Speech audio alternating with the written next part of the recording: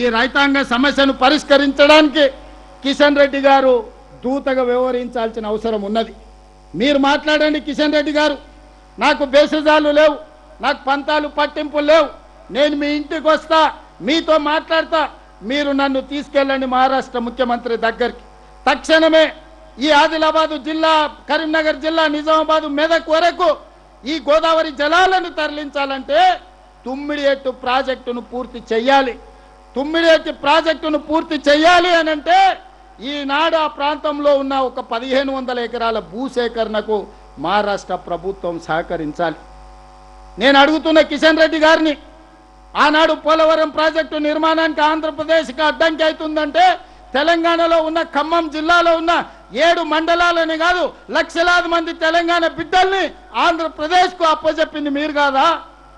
ఆంధ్రప్రదేశ్లో పోలవరం కట్టడానికి లక్షలాది ఖమ్మం జిల్లా వాసులను 7 మండలాలను ఆంధ్రప్రదేశ్కు అప్పచెప్పిన నరేంద్ర మోడీ గారు, మీరు మహారాష్ట్రలో ఒక 2000 ఎకరాల భూమి మాకు ఇప్పించలేరా? మేము ఊర్లు అడగలేదు, మేము మనుషులను అడగలేదు, అక్కడ మునుగుతున్న భూములను అడిగినాం. మీరు ఎంత అడిగితే అంత ఇస్తామని చెప్పినాం.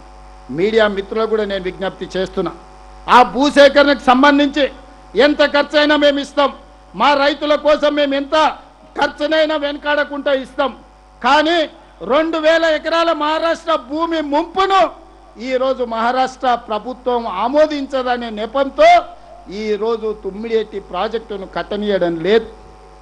ఇది ఏమైనా సమంజసమా అని నేను అడుగుతున్నా. మా ప్రాంతాన్ని 7 మండలాలను ఆంధ్రప్రదేశ్కి అప్పచెప్పారు. లక్షలాది కుటుంబం, లక్షలాది ప్రజల్ని ఆంధ్రప్రదేశ్లో కలిపేసింది. మేము మనుషులను, ఊర్లను అడుగుతలేము, 2000 ఎకరాల భూమిని మాత్రమే అడిగిన మేము ప్రాణహిత చేవెళ్ళ ప్రాజెక్టు తుమ్మిడిఎట్టి దగ్గర నిర్మించుకోవడానికి. మా ఇంత చిన్న సమస్యను ప్రధానమంత్రి గారు కిషన్ రెడ్డి గారి దృష్టికి వస్తలేదా? తెలంగాణ రాష్ట్ర ముఖ్యమంత్రి అంటే ఇంత చిన్న చూపు అవసరమా అని నేను అడుగుతున్నా ఈనాడు కిషన్ రెడ్డి గారిని. తెలంగాణ రాష్ట్ర ముఖ్యమంత్రిగా పదే పదే మేము మాట్లాడుతున్నా, మేము అంశం లేవనెత్తుతున్నా, మహారాష్ట్ర ముఖ్యమంత్రి గారికి లేఖలు రాస్తుంటే మీరు ఒక్కసారైనా స్పందించే ప్రయత్నం చేస్తలేరు. అసలు మీ ఆలోచన ఏందని నేను అడుగుతున్నా. మీ ఆలోచన ఏందో తొందరలోనే తేలుతుందని కూడా కిషన్ రెడ్డి గారికి నేను హెచ్చరిక జారీ చేయదలుచుకున్నా. మిత్రులారా, నేను ఏదైనా పంచాయతీ కావాలన్నా, పరిష్కారం కావాలన్నా అంటే నేను పరిష్కారం కోరుకుంటా. నాకు చివరగా సమస్య పరిష్కారం కానప్పుడే నా సమస్యను పరిష్కరించుకోవడానికి అవసరమైతే పంచాయతీకైనా నేను సిద్ధమైతా. దీంట్లో మహారాష్ట్ర ముఖ్యమంత్రి ఉన్నాడా, లేకపోతే కేంద్ర మంత్రి కిషన్ రెడ్డి ఉన్నాడా, నేను ఎవరిని లెక్క చేయను. I don't care anyone. నాకు 4 కోట్ల తెలంగాణ ప్రజల యొక్క హక్కులే ఆదిలాబాదు, కరీంనగర్, నిజామాబాద్, మెదక్ ఈ ప్రాంతంలో ఉండే రైతాంగ సమస్యలే నాకు ముఖ్యం. అదేవిధంగా ఈనాడు ఈ ప్రాంతంలో ఉండే ఇతర సాగునీటి ప్రాజెక్టులు అర్ధాంతరంగా ఆగిపోయిన వాటిని, మీతో మొదలుపెట్టని వాటిని జూపల్లి కృష్ణారావు గారికి నేను సూచన చేస్తున్నా.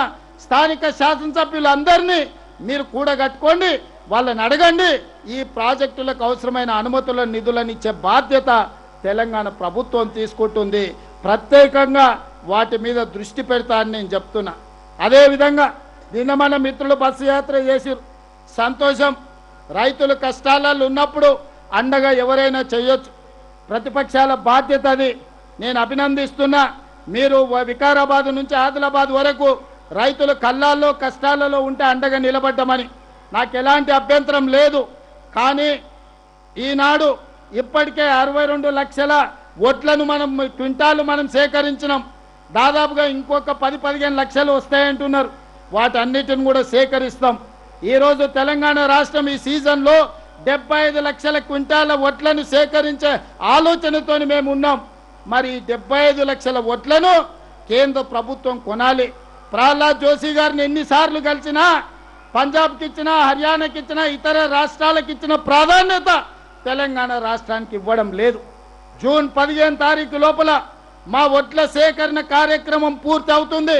ఇవాళ ఆదిలాబాద్లో మొక్కలు అధికంగా వచ్చినాయి, మొక్కజొన్నలు అత్యధికంగా పండిరు. గతంలో 4-5 లక్షల రాష్ట్రంలో పండితే ఈసారి మొక్కజొన్నలు 40 లక్షల క్వింటాలు పండినాయి, జొన్నలు పండినాయి.